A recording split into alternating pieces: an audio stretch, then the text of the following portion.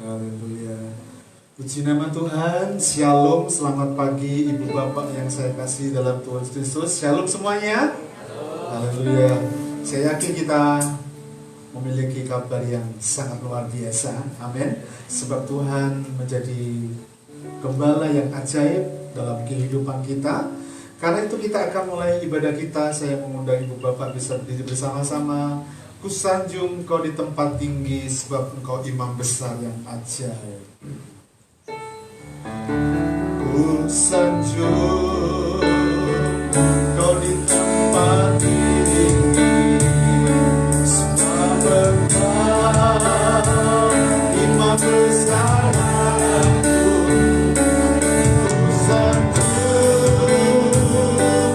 kau lebih dari yang lain, yang lain, dan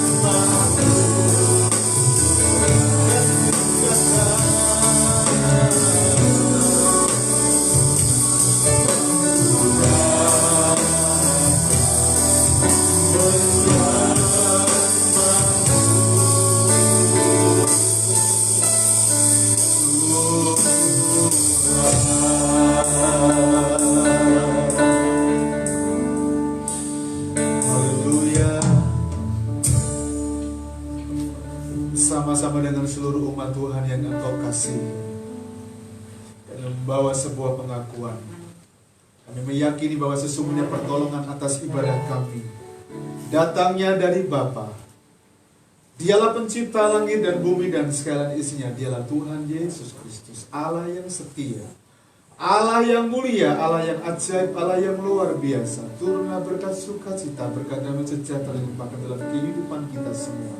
Saat kita datang beribadah dalam ibadah pagi yang diberkati oleh Tuhan, di dalam berkat nama Tuhan Yesus Kristus kami berdoa bersyukur. Haleluya, amin. Puji nama Tuhan. Silakan duduk Ibu Bapak yang saya kasihi dalam Tuhan Kristus. Alkitab menjawab dari kitab Mazmur pasal 10 ayat 16 sampai dengan ayat yang ke-16. Demikian firman Tuhan. Tuhan adalah Raja untuk seterusnya dan selama-lamanya. Bangsa-bangsa lenyap dari tanahnya. Keinginan orang-orang yang tertindas telah Kau dengarkan, ya Tuhan. Engkau menguatkan hati mereka. Engkau memasang telingamu untuk memberi keadilan kepada anak yatim dan orang yang terinjak, supaya tidak ada lagi seorang manusia di bumi yang berani menakut-nakuti. Di nama Tuhan, selamat beribadah, Tuhan berkati kita semuanya.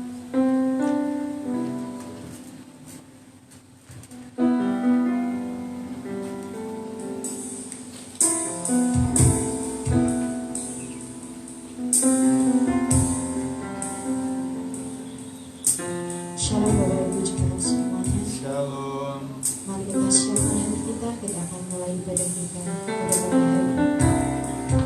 Mari kita semua sujud di hadapan-Nya. Mari kita menyembah Dia. Karena kita tahu Allah kita adalah pribadi yang mengenal hati setiap kita. Dia tahu apa yang kita alami saat ini. Dia tahu pergumulan apa yang sedang kita hadapi saat ini. Karena itu mari kita katakan, Tuhan Yesus, kami rindu Tuhan akan kehadiran-Mu datang di setiap kami pada pagi hari ini.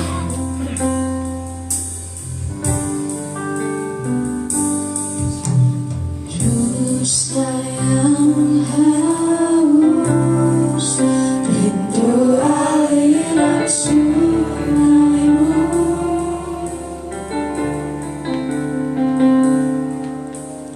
Hatiku tak tahan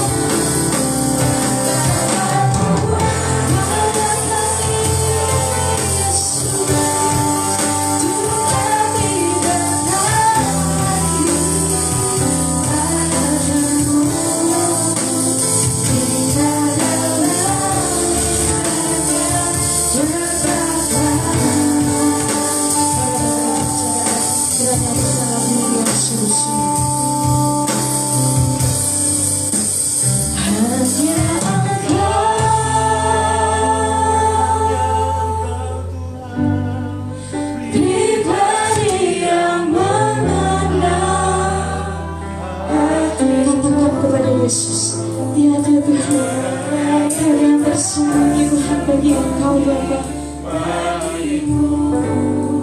Seluruh isi hatiku Kau tahu Yesus,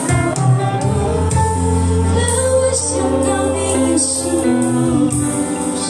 untuk lebih dekat kepadamu. Bila ke langit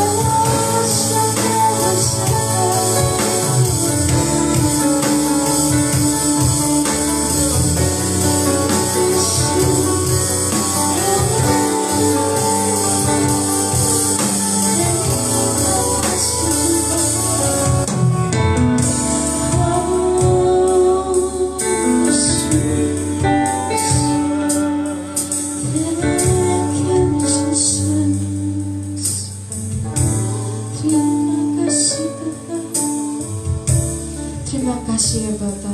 Pagi ini Tuhan, kami kembali datang di hadapan-Mu.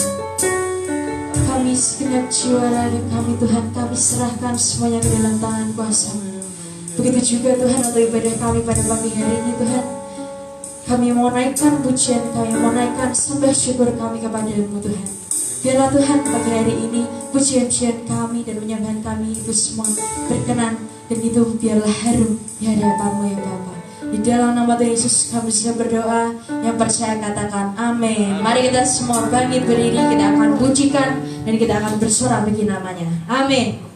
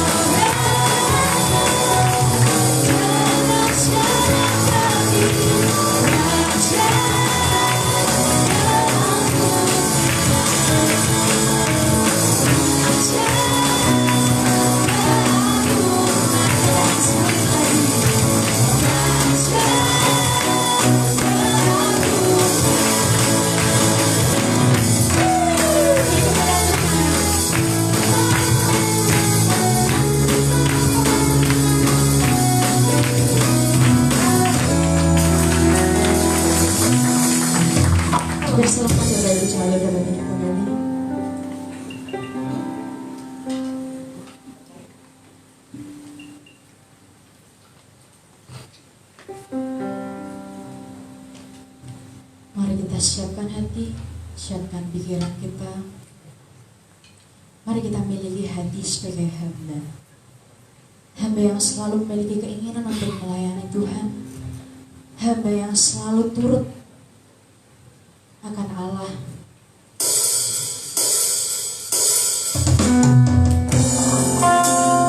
Hamba yang selalu menyerahkan hidupnya kepada Yesus Kristus.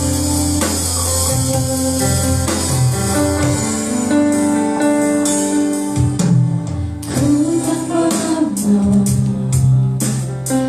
apapun juga saat ku datang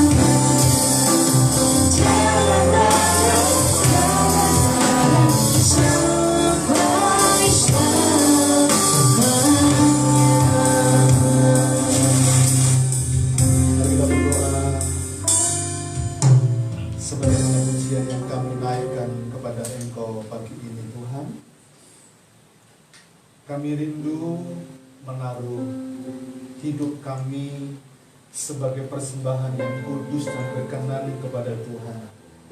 Karena dari semua yang Tuhan berikan kepada kami, sampai dengan hari ini kami boleh melihat kemurahan Tuhan yang nyata itu adalah bagian yang harus kami persembahkan kepada Tuhan. Dan Engkau sebagai Bapa yang baik, yang mengasihi kami, dan kasih-Mu Engkau telah buktikan dengan ajaib dan luar biasa. Karenanya kami butuh Tuhan tiap waktu, tiap saat dalam kehidupan kami. Karena tanpa Tuhan hidup kami tidak akan pernah menjadi berarti.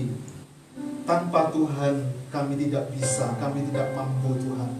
Karena itu Tuhan, pagi ini kami memberikan hidup kami, hati kami, bahkan di dalam kondisi keberadaan diri kami rindu Tuhan mengenal Engkau lebih dalam, dan kami menempatkan diri kami sebagai hamba, seorang yang tidak layak untuk menerima bagian yang seharusnya diterima, seorang yang tidak memiliki hidupnya, karena Engkau saja sebagai Tuhan yang adalah Tuhan kami, yang menjadi pemilik sepenuhnya atas kehidupan kami. Karena itu Tuhan Yesus, kami mau duduk diam, mendengar apa yang menjadi kemauan Tuhan sebagai Bapa dan Tuhan atas kehidupan kami. Pakai hamba-Mu untuk menjadi saluran berkat bagi seluruh umat Tuhan, jemaat RBC yang Engkau kasihi. Berkat-Mu melimpah, pengurapan yang baru melimpah atas kehidupan kami. Demi nama Tuhan Yesus Kristus kami berdoa bersyukur. Haleluya. Amin. Di nama Tuhan, Shalom Ibu Bapak yang saya kasihi dalam Tuhan Yesus Kristus. Senang sekali bisa berjumpa kembali pada pertemuan kita di ibadah kita pada pagi ini. Bapak Ibu Saudara yang dikasihi Tuhan, kita telah berada di bulan Maret, ya. Bulan Maret kita akan mulai belajar tentang khotbah di bukit, ya. Bulan Maret sampai September cukup panjang kalau kita belajar tentang khotbah di bukit. Hari ini untuk seri pertama kita akan belajar dari kitab Injil Matius pasal yang kelima ayat 3, ya. Matius pasal 5 ayat yang ketiga. Saya berharap Bapak Ibu bisa menangkap dengan baik pesan dari firman Tuhan di setiap pertemuan ibadah kita, karena ini akan menolong melengkapi kita, membuat kehidupan kita sendiri secara pribadi ketika dipanggil Tuhan menjadi miliknya, menjadi orang yang percaya, menjadi umat yang dikuduskan, menjadi orang yang ditebus oleh darahnya.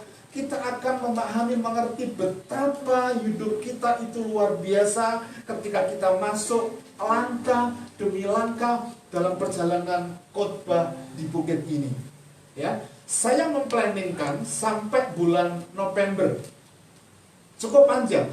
Karena memang khotbah di bukit itu mulai dari pasal yang kelima sampai dengan pasal yang ketujuh dari kitab Injil Matius. Cukup panjang.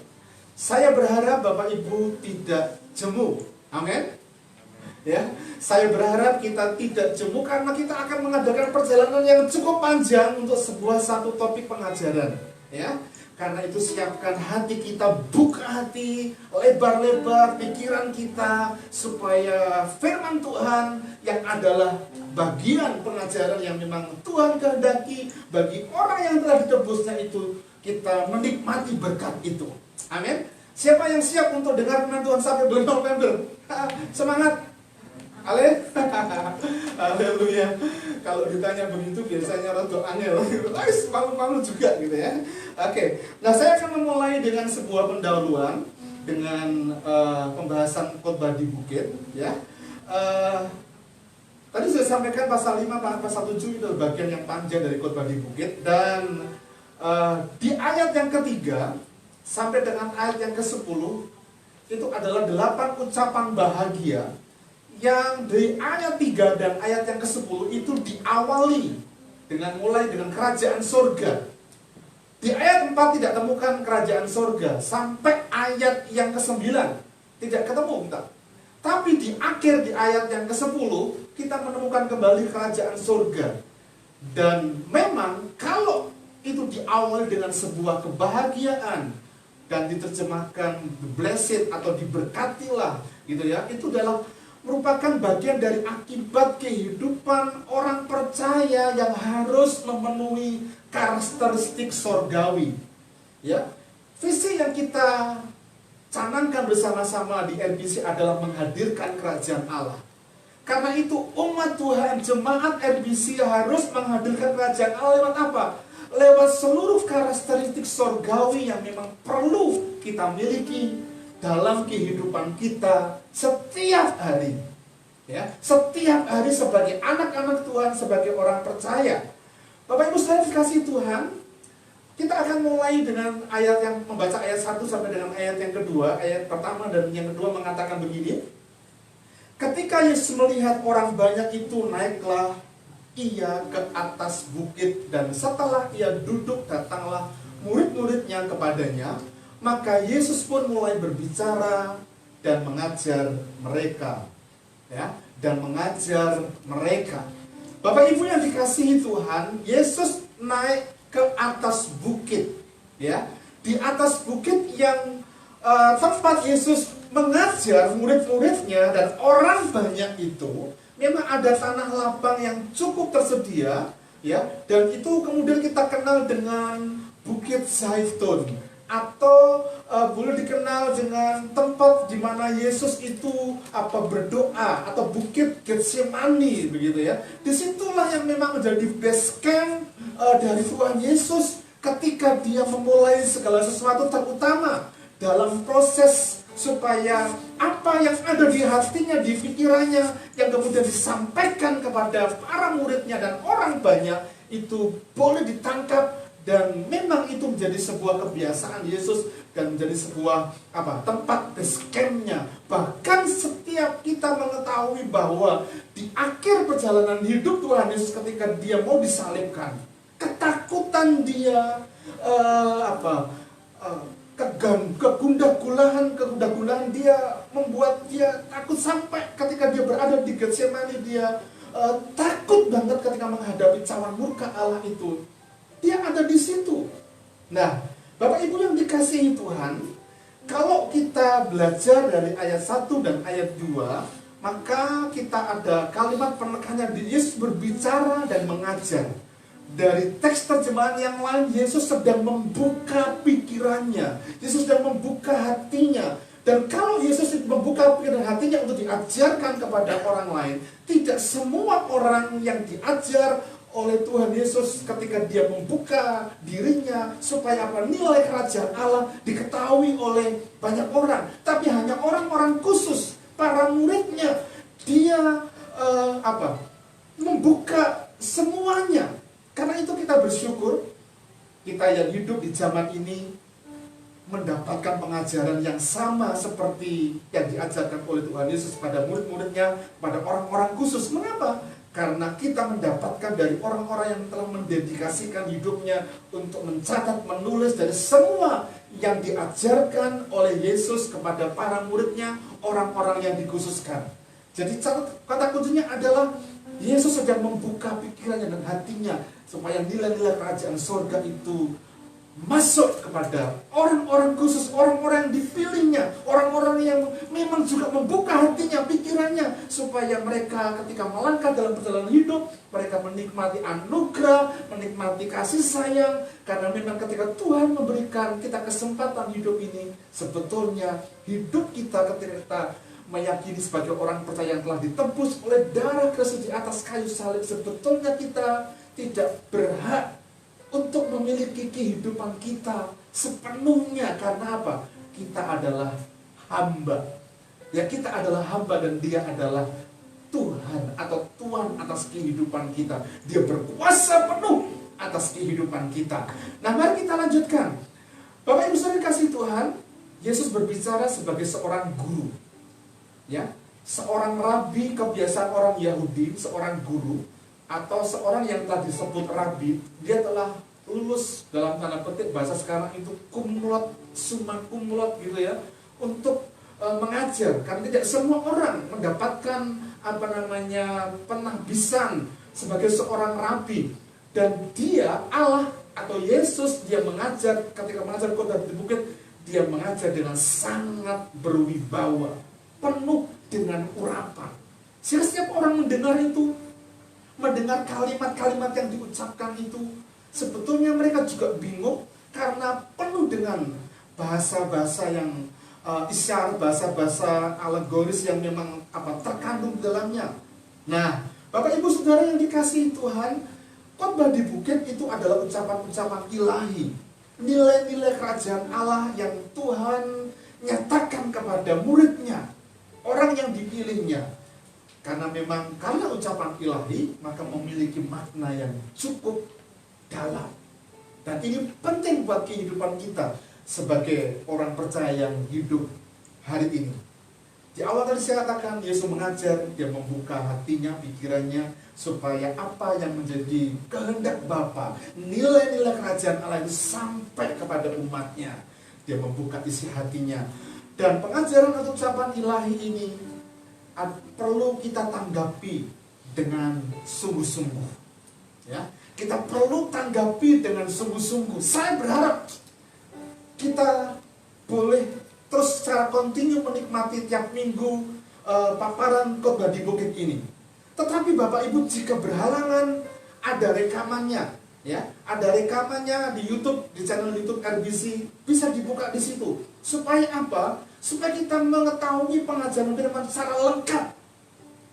Karena ini diajarkan untuk semua orang percaya. Karena buka hati, karena tanpa itu kekristenan itu akan menjadi sebuah kekristenan yang dangkal.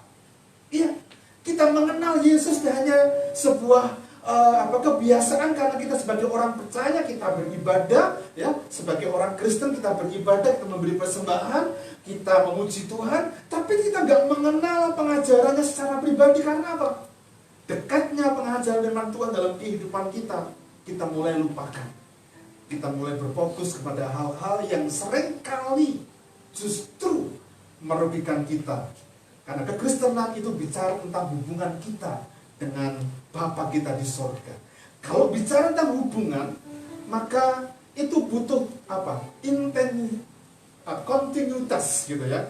Kalau kita punya dalam tanda petik orang yang kita kasihi, ya, mereka yang masih legan jomblo begitu ya, kalau sudah jadian, ya, rasanya kalau teman kita, pacar kita itu nggak telepon, nggak WA, atau nggak datang apel begitu, rasanya ada yang kurang. Karena apa? Kita pengen mengenal, gitu ya. Kita pengen mengenal. Demikian juga sebaliknya, ada kemarahan-kemarahan yang dibuat oleh orang-orang tertentu. Karena apa? Karena nggak mendapatkan dari apa yang diinginkan oleh pacarnya, gitu. Karena nggak diapelin dan sebagainya.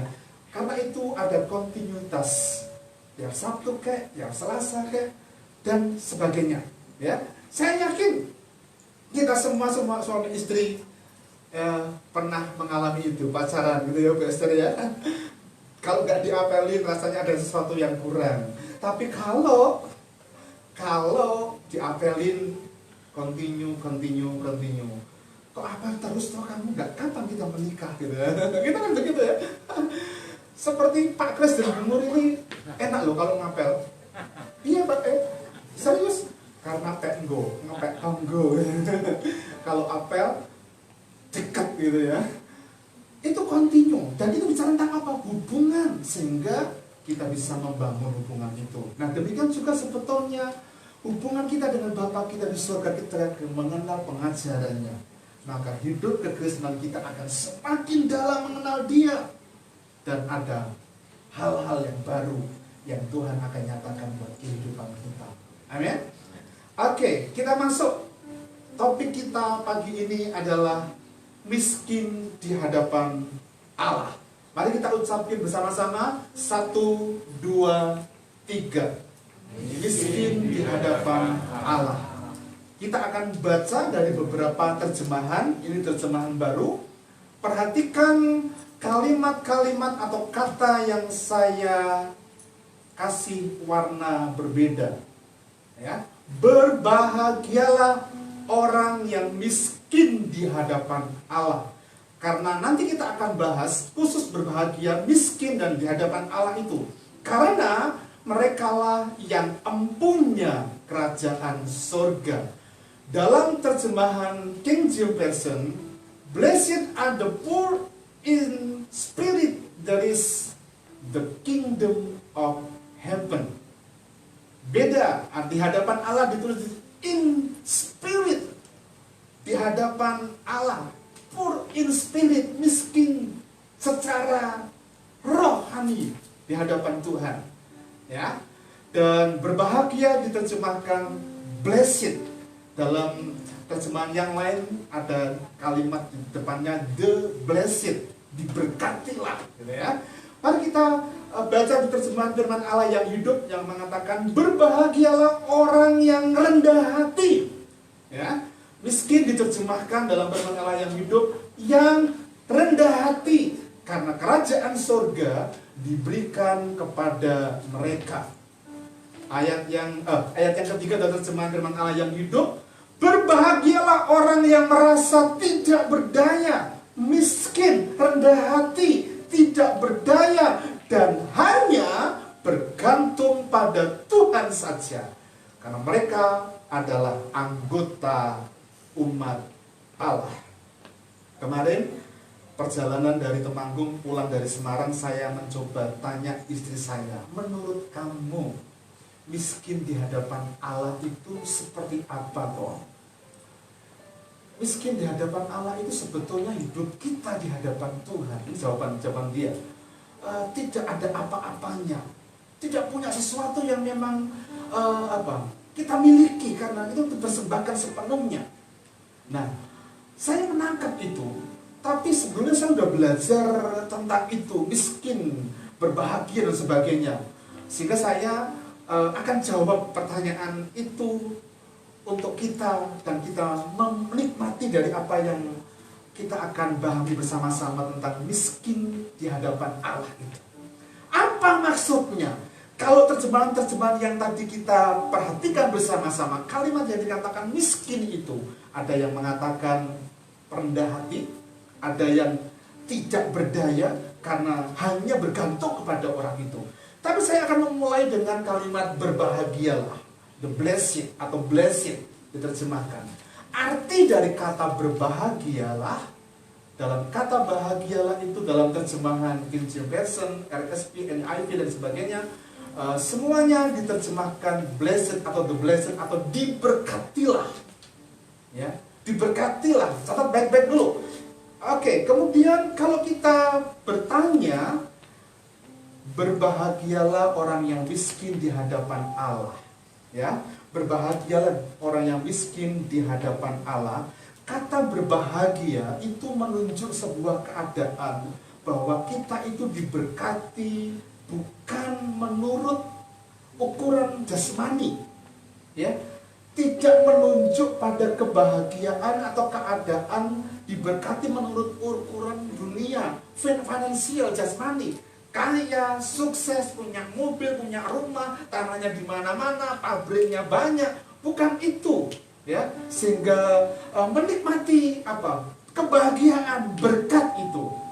Bahkan kata bahagia, kalau kita persempit dalam hidup rumah tangga kita, ya, ketika seseorang mau menikah, selalu ada pertanyaan, apa tujuanmu menikah? Dan mereka selalu menjawab, bahagia. Tapi ketika masuk dalam rumah tangga, betul nggak mengalami kebahagiaan? Belum tentu. Karena apa? Ketika masuk dalam rumah tangga, justru kita harus berproses untuk apa? Untuk mempertahankan tujuan dari apa yang ditanyakan kepada kita.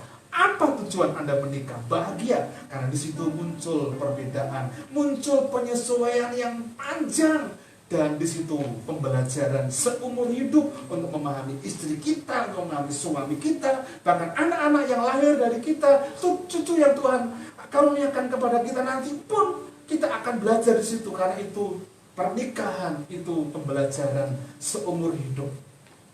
Kebahagiaan bukan tergantung kepada hal-hal finansial. Tapi orang yang diberkati atau berbahagia di sini menunjuk sebuah kebahagiaan, keadaan diberkati dalam pemandangan Tuhan. Saya mau kasih contoh. Anda tahu kisah Lazarus dan orang kaya yang seringkali dipakai sebagai rujukan untuk khotbah duka cita. Ya tahu ya? Dalam cerita ini, dalam Injil Lukas pasal 16 ayat 19 sampai 31, ada orang yang kaya, tapi ada orang yang miskin namanya Lazarus. Ya, orang kaya itu punya semuanya. Pertanyaannya adalah ini. Pertanyaannya adalah, yang mana dari mereka yang berbahagia diberkati menurut pemandangan manusia? Lazarus atau orang kaya? Menurut Bapak Ibu? Menurut pemandangan manusia. Jelas jawabannya adalah orang kaya. Tetapi yang mana yang berbahagia, yang diberkati di pemandangan Tuhan? Jawabannya Lazarus. Jelas. Tapi di pemandangan manusia, Lazarus bukan orang yang berbahagia, bukan orang yang diberkati. Karena apa? Dia miskin. Dia nggak punya apa-apa sampai untuk makan saja. Dia harus datang ke tempat orang kaya itu, minta gak dikasih, sampai dia menunggu remah-remah roti itu. Ini nanti akan kita bahas. Remah-remah roti itu. Karena Lazarus itu petokos, miskinnya petokos, bukan PNS. Nanti kita akan bahas ya. Kita akan bahas ketika kita masuk dalam miskin. Tapi kita perlu berawas-awas. Awas-awasnya adalah, ini tidak berarti bahwa semua orang miskin, orang yang gagal, orang yang menderita, pasti bahagia, diberkati di pemandangan Tuhan. Enggak selalu. Ya, awas-awasnya seperti itu. Sekalipun kita bisa melihat dalam kacamata pemandangan Tuhan, Lazarus itu adalah orang yang miskin, enggak diberkati Tuhan. Tapi awas-awasnya adalah, kita perlu belajar bahwa seringkali ini tidak berarti bahwa semua orang yang miskin, orang yang gagal, orang yang menderita pasti berbahagia. Bukan, ya. Dan adalah kemungkinan. Kemungkinannya apa? Untuk sekali menjadi miskin, gagal, menderita, dan sebagainya, dan sekaligus celaka, terkutuk. Namun dalam pemandangan Tuhan itu seperti itu, terkutuk, celaka. Bisa, banyak kemungkinan gitu ya. Nah, Bapak Ibu Saudara yang dikasihi Tuhan, karena itu orang yang berbahagia bukan dalam kacamata manusia. Orang yang diberkati dalam konteks ayat ini bukan apa yang terlihat secara lahiriah, tapi dalam pemandangan Tuhan. Sekalipun dia mungkin punya kekayaan secara finansial di dunia ini, tapi dia punya karakteristik sorgawi, yaitu miskin di hadapan Allah.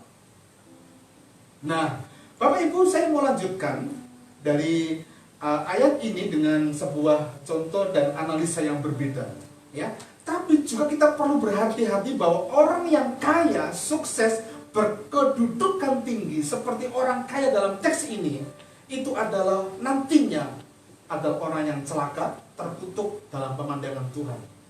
Tidak berarti begitu. Karena apa? Karena ada orang yang kaya, ada orang yang sukses, ada orang yang berkedudukan tinggi, dan sekaligus berbahagia atau diberkati dalam pemandangan Tuhan. Contoh misalnya, David, Abraham, David atau Daud begitu. Saya lihat David, kalau lihat David. Daud, Abraham, ini adalah orang-orang yang punya kekayaan, kedudukan tinggi, tapi diberkati Tuhan. Tapi hidupnya bagaimana? Hidupnya berkenan di hadapan Tuhan. Hidupnya berkenan karena di Alkitab hanya 2 orang Alkitab mencatat berkenan. Yang pertama adalah Daud, dan yang kedua adalah Tuhan Yesus. Jadi hidupnya sungguh luar biasa. Sekalipun Daud pernah jatuh 2 kali dalam dosa, tapi tetap dalam pemandangan Tuhan. Dia punya kekayaan yang luar biasa, tapi hatinya yang memang dipersembahkan kepada Tuhan.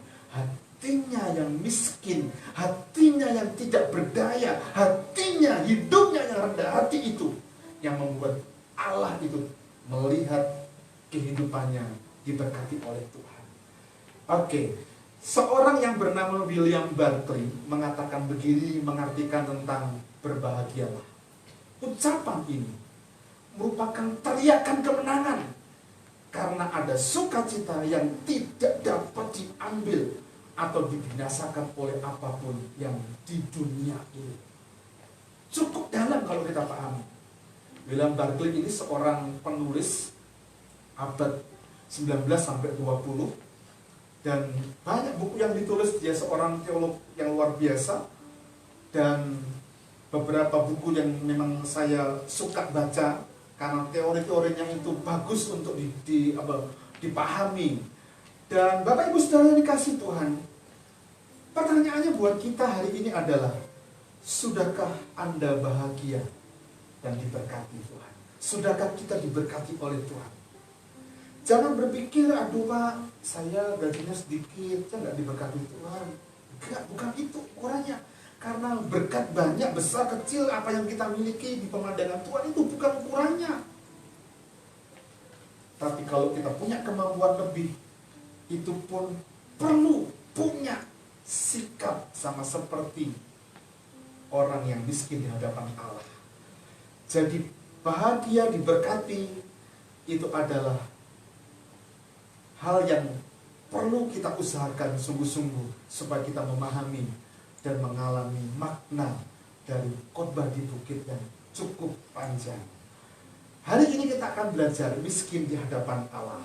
Ya, masuk kepada miskin di hadapan Allah.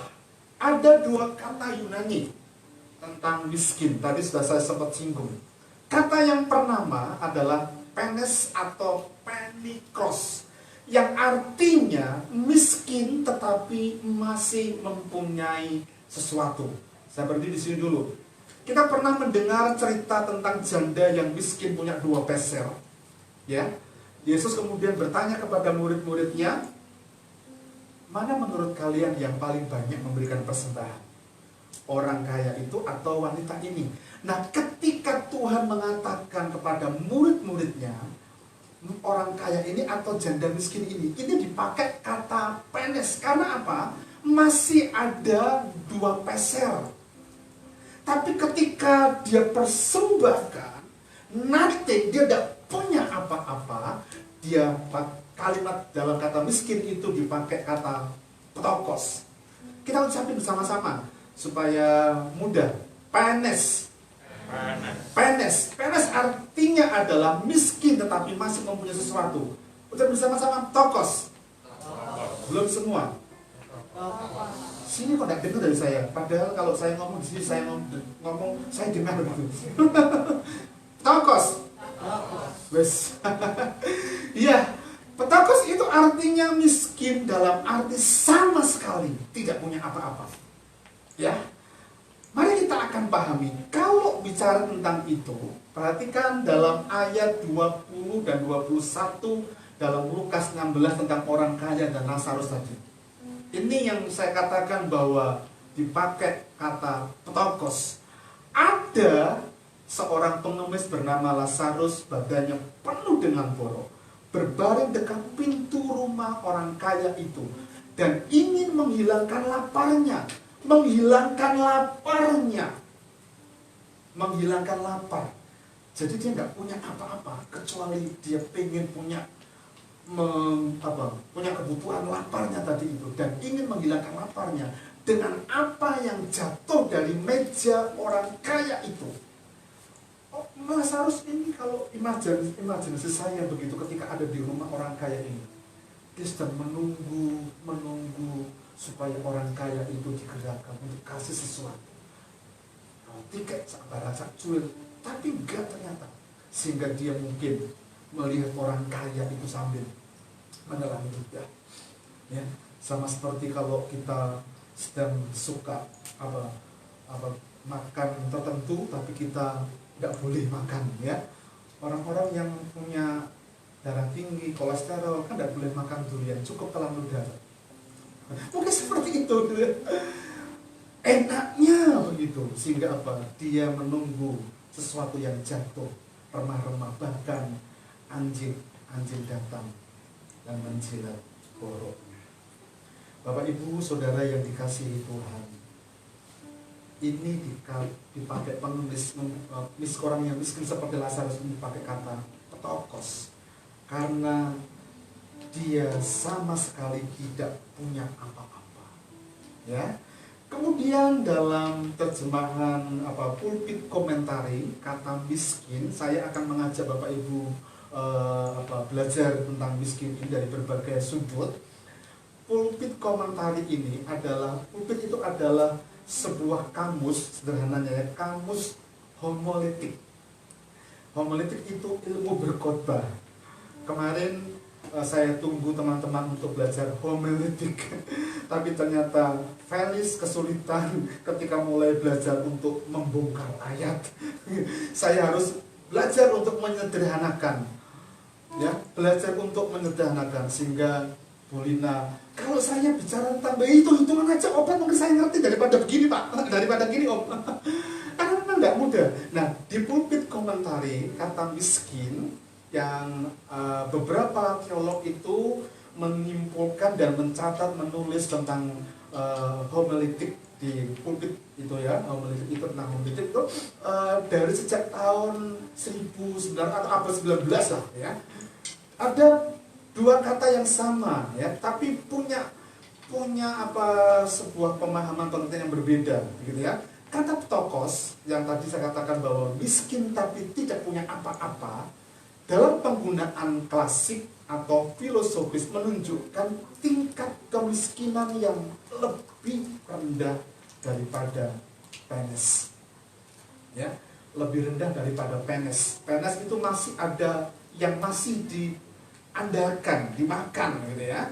Nah, kemudian yang kedua, tapi penes adalah orang yang miskin sehingga ia mendapatkan makanannya melalui kerja setiap hari dan dia dapat. Itu penes, orang miskin. Tetapi orang yang petokos, orang yang miskin yang bisa makan tokos itu adalah orang yang begitu sangat miskin sehingga ia hanya mendapat penghidupannya melalui mengemis. Itu dalam konteks budaya zaman itu. Nah, mari sekarang kita perhatikan baik-baik dan nanti kita akan simpulkan. Setelah kita belajar memahami tentang kata berbahagia dan tentang kata miskin, sekarang kita akan masuk dalam pembelajaran kata di hadapan Allah. Ya, kata di hadapan Allah. Sebelum masuk ini, kita akan perhatikan baik-baik. Kata ptokos itu juga dipakai dalam Matius pasal 5 ayat yang ketiga. Ingat, ptokos itu adalah orang yang miskin dan dia tidak punya jaminan apa-apa, untuk makan pun sulit.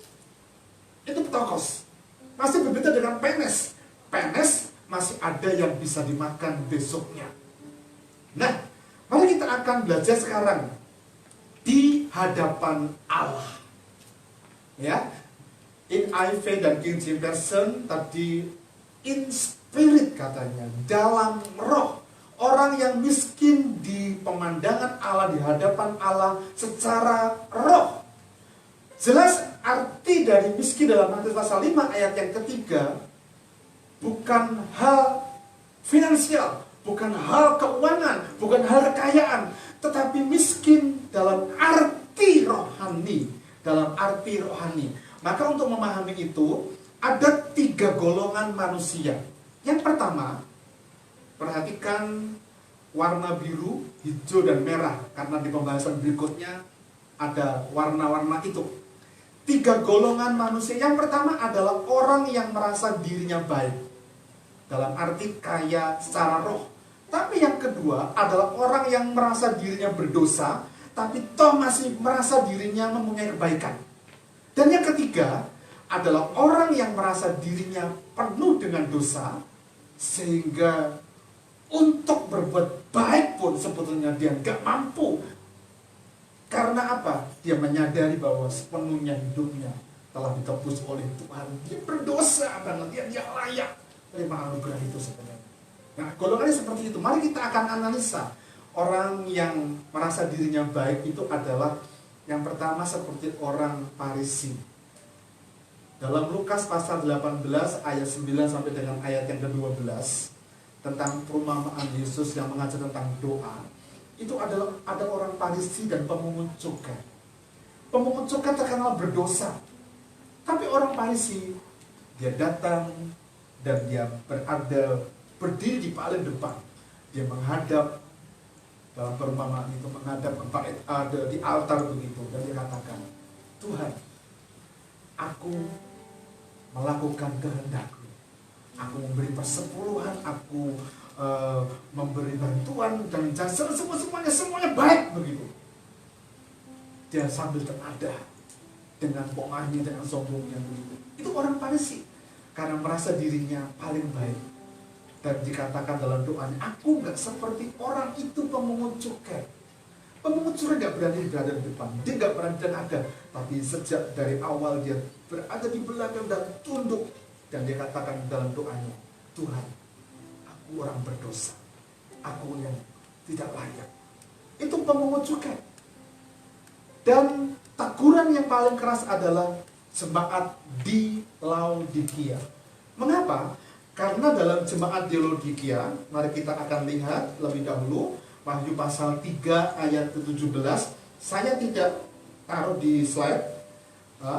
Wahyu pasal 3 ayat 17. Saya akan bacakan untuk kita. Pasal 3 ayat 17. Ya. Saya akan mulai dari ayat yang ke-15. Aku tahu segala pekerjaanmu. Engkau tidak dingin dan tidak panas. Alangkah baiknya jika engkau dingin atau panas. Jadi karena engkau suam-suam kuku dan tidak dingin atau panas, aku akan memuntahkan engkau. Karena engkau berkata, aku kaya, kata jemaat di Laodikia. Karena engkau berkata, aku kaya dan aku memperkayakan diriku. Dan aku tidak kekurangan apa-apa. Karena engkau tidak tahu bahwa engkau melarat, malang, miskin, buta, dan telanjang. Karena apa? Merasa dirinya orang baik. Yang kedua tadi ada golongan orang yang merasa dirinya berdosa, tapi masih merasa dirinya mempunyai kebaikan.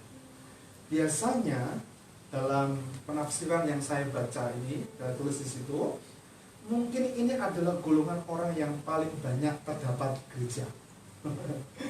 Mengapa? Karena dirinya masih berdosa, merasa dirinya berdosa, tapi masih punya kebaikan, melayani, memuji Tuhan, ya, berkhotbah. Lebih banyak kita temukan. Dan mereka merasa diri sebagai orang berdosa, tapi mereka juga merasa dirinya paling lumayan baik. Hati-hati, ya, merasa lumayan baik, jadi mulai membandingkan. Aku nggak seperti pemungut cukai, kata orang Farisi itu, karena mereka masih mau pergi ke gereja, memberi persembahan, melayani Tuhan. Masih ada apa? Kebaikan, ya, masih ada kebaikan. Lalu pertanyaannya buat kita hari ini apa? Kalau begitu aku harus bagaimana, Pak Ir? Seperti orang yang baik atau orang yang merasa berdosa tapi punya kebaikan?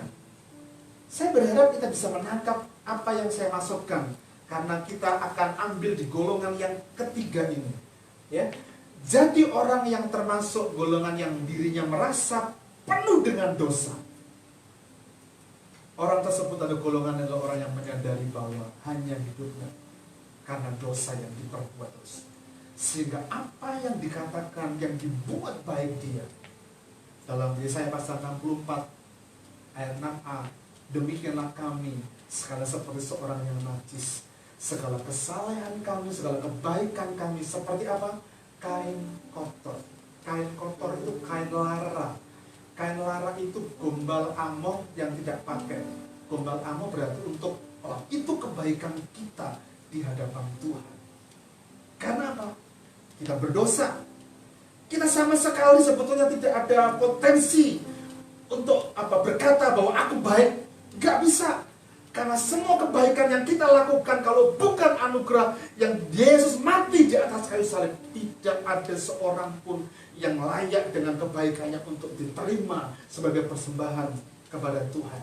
Karena itu mari kita sadari, datanglah kepada Tuhan. Tuhan, aku ini orang berdosa, aku ini orang miskin, aku miskin di hadapan Engkau, aku gak berdaya tanpa Engkau. Itu bentuk apa?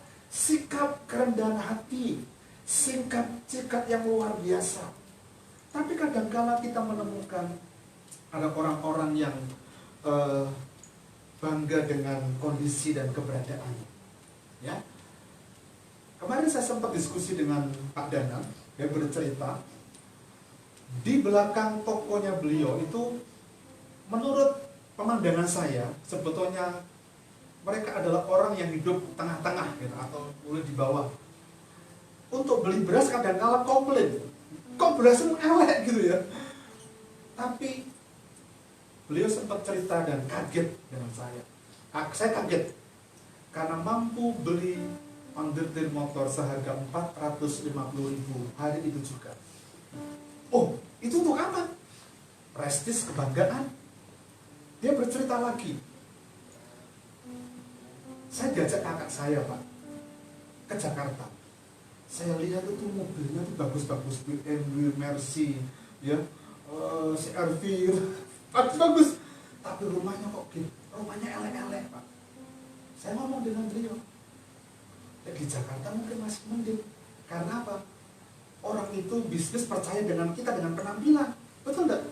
Karena kalau saya profit kepada Pak Pur yang soge, yang kaya, soge beleduk, gitu ya. Saya datang ke Pak Pur dengan naik motor Supra, gitu. Saya tawarin, Pak, nabung di tempat ini. Dia tidak akan mau. Tapi kalau saya naik BMW, sekalipun rumah saya jelek, tapi datang tawarin begitu, ini 1M, luar biasa. Itu memang kondisi mengharuskan begitu. Tapi kadang-kala ada banyak orang-orang yang seperti itu. Kalau kita punya kemampuan dalam tanda petik ya, saya berharap tidak ada. Punya kemampuan kekayaan dan kita punya uang lebih. Untuk sombong mungkin lebih gitu ya, lebih bisa gitu. Tapi pun jangan. Tapi kalau sudah tidak punya, kadang-kala untuk merasa dirinya mampu dan bisa padahal dia tidak bisa. Ya contohnya seperti anak-anak kita. Anak-anak kita, saya itu kalau ngomong dengan Tatan itu sepertinya dia sudah bisa semuanya gitu ya.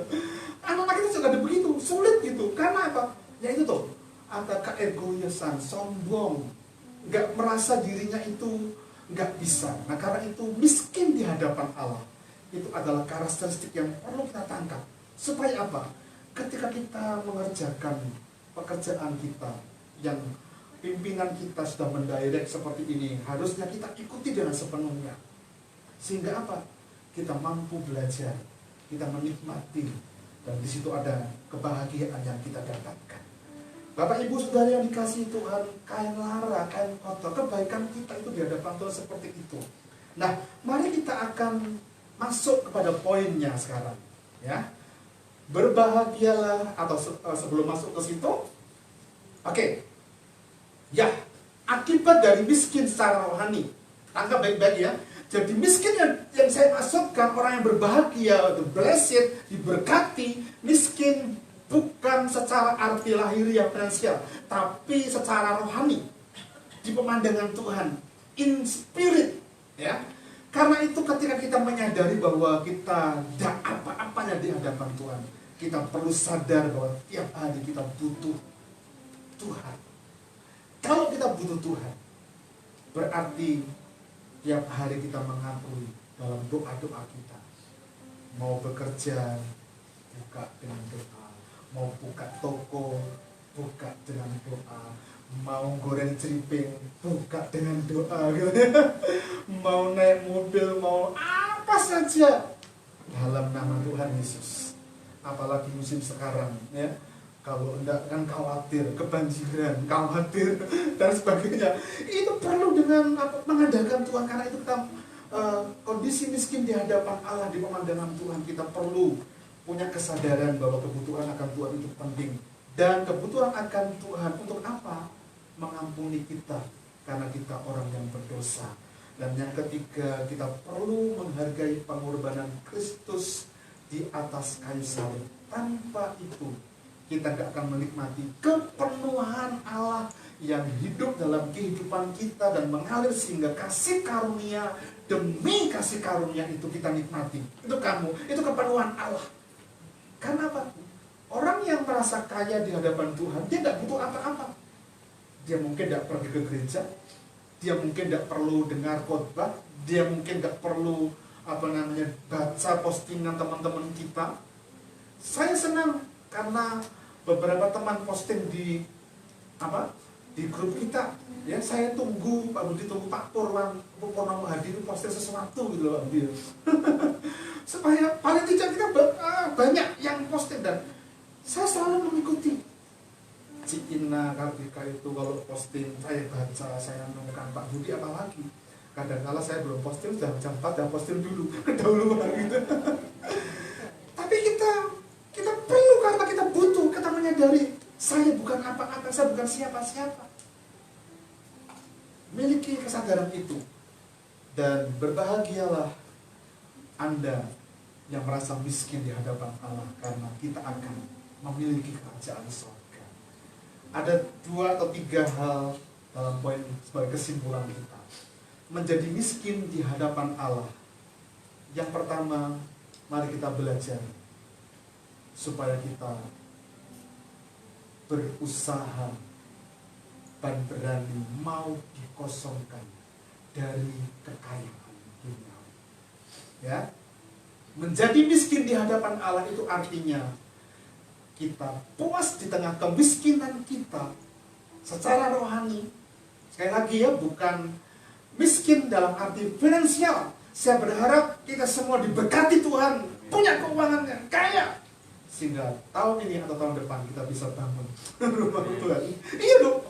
Kalau saya doakan miskin terus kan tidak bisa bangun gereja.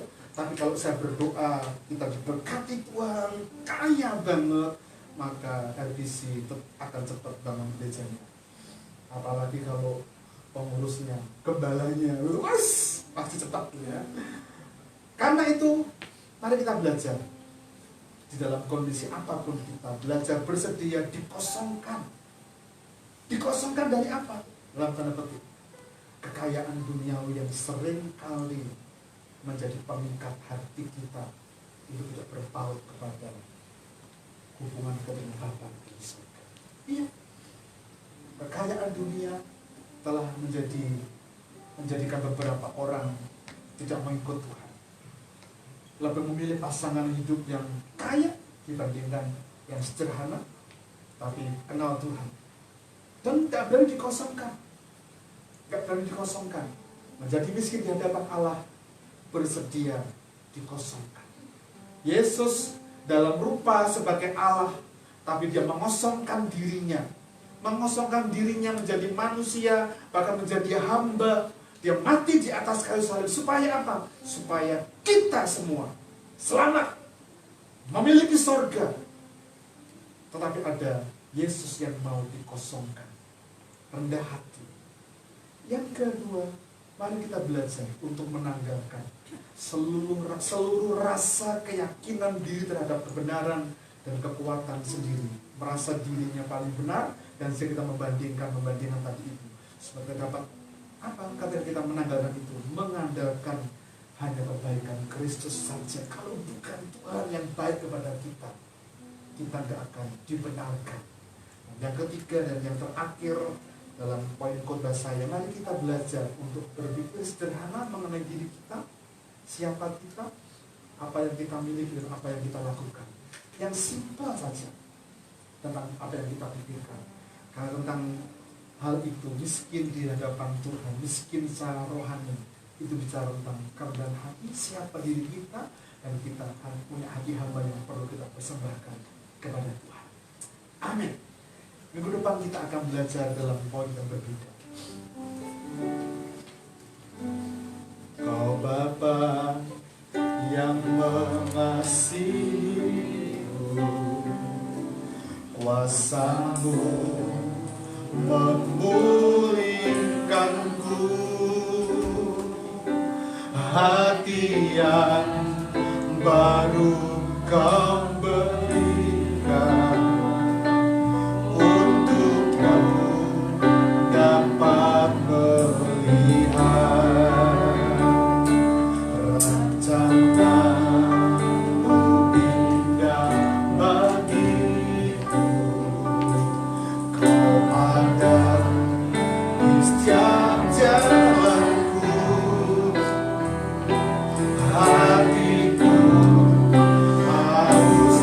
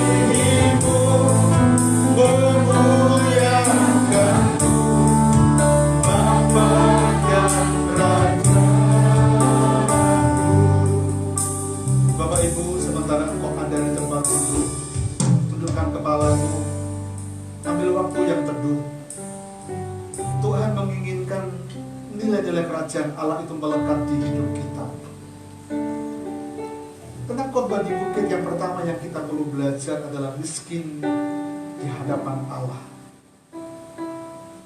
Orang yang miskin di hadapan Allah, miskin secara artinya tokos, tidak punya kemampuan atas dirinya. Kalau Tuhan yang tidak melakukan perkara yang besar, maka tidak akan ada artinya hidup kita. Karena tempatkan diri kita dalam kata tokos, supaya kita tidak mengandalkan dari apa yang Tuhan percayakan kepada kita, apa yang kita miliki. Bahkan di dalam skala keterbatasan kita, mari kita belajar untuk membuka diri, mau ditolong, mau dinasehati. Mari kita dengar nasihat dari orang lain, istri kita, suami kita, bahkan anak-anak kita yang kadang-kala tegur kita. Tujuannya untuk supaya ada nilai-nilai kerajaan Allah. Bahkan di dalam setiap kejadian yang Tuhan izinkan kita alami, itu adalah pembelajaran. Supaya apa? Sampai muncul nilai kerajaan Allah yang kita miliki. Nah, orang-orang yang seperti itu adalah orang-orang yang berbahagia. Orang-orang yang seperti itu adalah orang yang diberkati oleh Tuhan. Karena apa? Memiliki dapat diambil oleh dunia. Karena itu tetapkan diri kita menjadi seorang yang humble, menjadi seorang yang rendah hati, miskin secara rohani di hadapan Tuhan. Kaulah segala, datang kepada Tuhan secara pribadi di dalam hidup.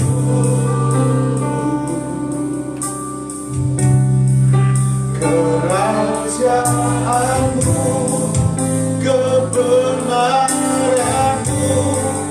itu bagianku.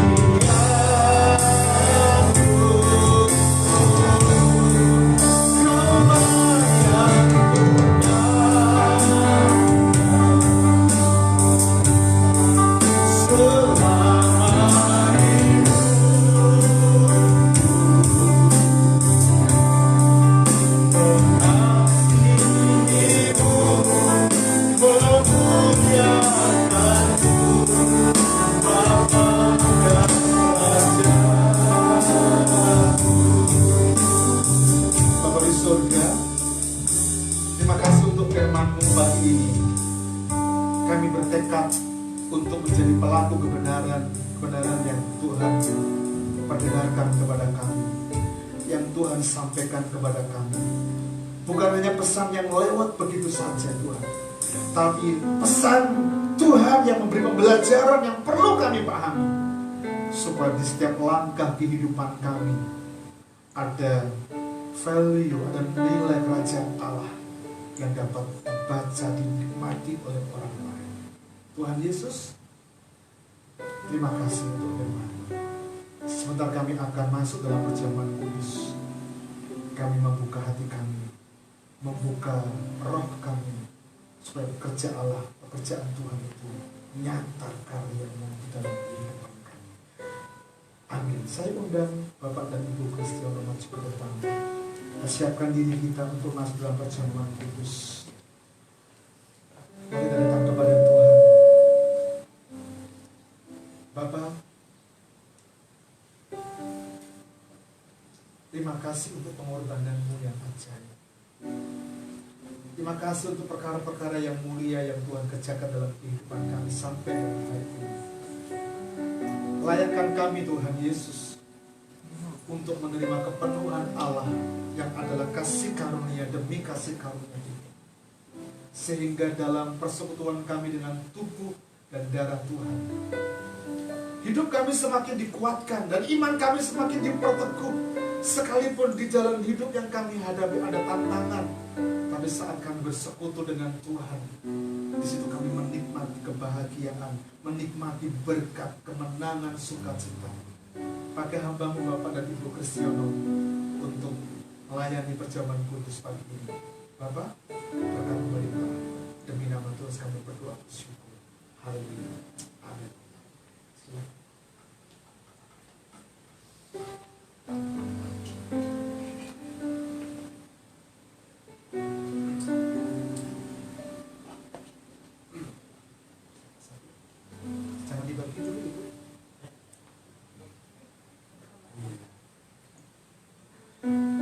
saudara yang dikasihi Tuhan, apa yang telah aku terima dari Tuhan, aku teruskan kepadamu. Demikianlah firman Tuhan, yaitu pada malam waktu dia diserahkan, dia mengambil roti, dan dia memecah-mecahkannya, dan dia mengatakan, inilah tubuhku yang diserahkan bagi kamu. Ambillah, makanlah, dan perbuatlah menjadi peringatan akan aku. Setelah dia makan, dia mengambil cawan dan dia mengatakan, inilah cawan perjanjian baru yang dimeteraikan oleh darah. Ambillah, minumlah, dan perbuatlah menjadi peringatan akan aku. Karena itu, bagikan tubuh dan darah Tuhan jemaat yang nikmati berkat. Ku telah mati dan tinggalkan cara hidupku yang lama. Semuanya sia-sia dan tak berarti lagi. Hidup ini ku letakkan pada mezbah-Mu ya Tuhan. Jadilah padaku seperti yang Kau ingini.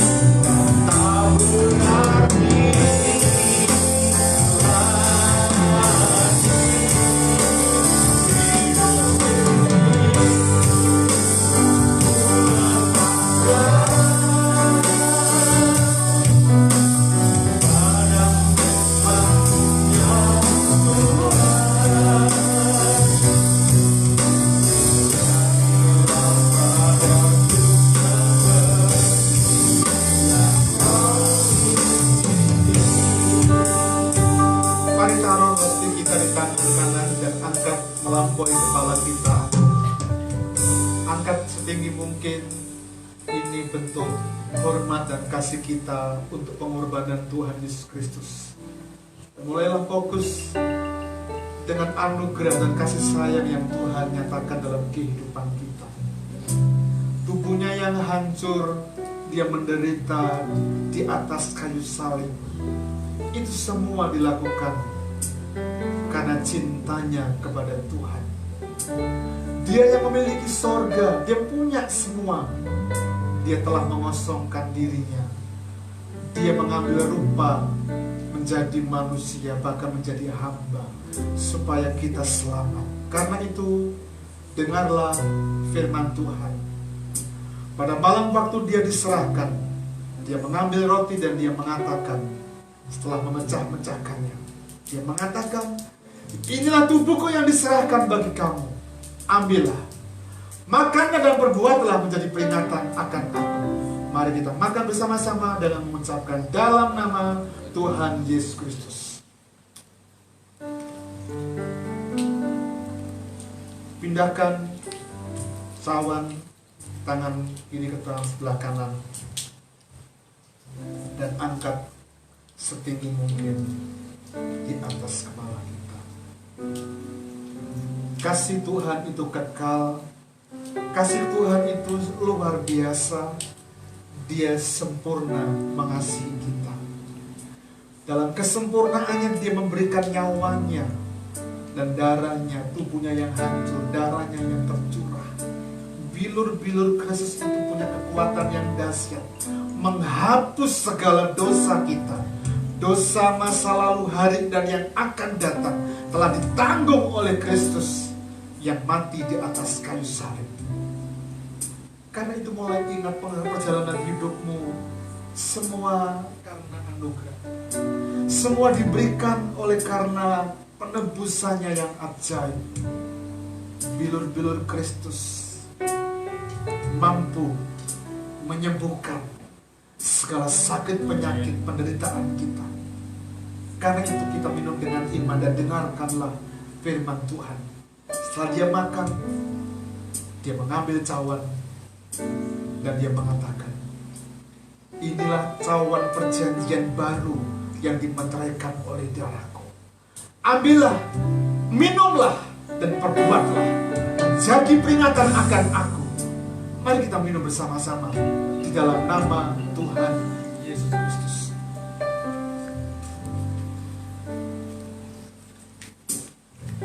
Makasih Tuhan. Makasih Tuhan Yesus. Angkat kedua belah tangan kita. Yes.